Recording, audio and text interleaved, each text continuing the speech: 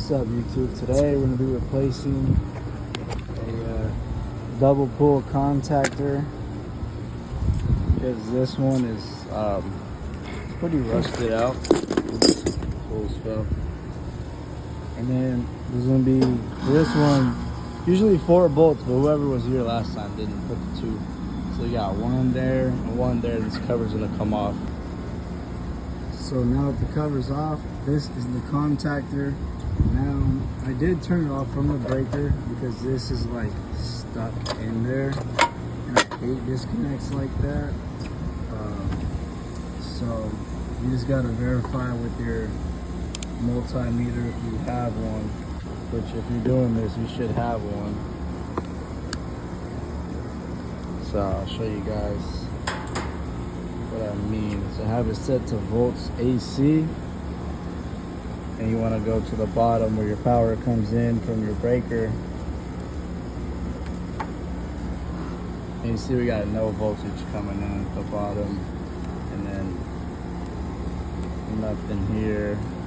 And then we're not gonna have our 24 because I turned off the air handler power too. But basically you want to see how everything is. So on the right we got the yellow, which is our common. We got our black over here, which is for the fan motor, and then we got another yellow, which is the run for, I think that is for actually our fan, and then that's for compressor.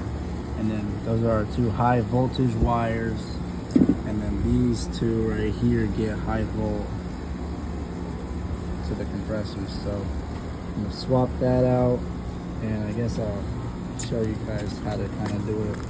This one's a little bit different, but it's the same process. So my new one's in. It just slides into those little bottom little slides, and then you bolt it in right at the top with that bolt there. And I'll show you guys the rest. So I got it in there. So 2 blacks go right on the bottom. They screw in with the flat head. Got our 24 volts back plugged in. Got these 2 wires. It's pretty much doing everything in reverse. Got our yellow plugged in right at the bottom. And then we got these 2 I gotta cut because it ain't gonna fit in these. Cut them, strip them, and put them right up in there, screw it, and we'll be all done with this. And that's how it should look when you're done. So you cut and strip them, get them tightened down with a flat head, get everything plugged in exactly where it was, all the way down to make sure these are really tight so it doesn't arc. Get that one all the way down. I checked the capacitor is good. And once you're done, you put the cover back on, and then turn the power back on, and it should fire right up.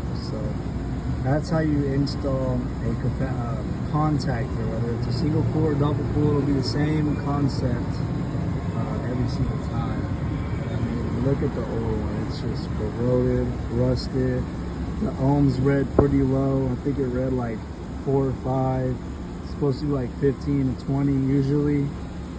But yeah, this one is trash. So we are next to the ocean, which is why it was so trash, and it's like 7 years old. So yep, that's how you guys do it, and see you in the next one.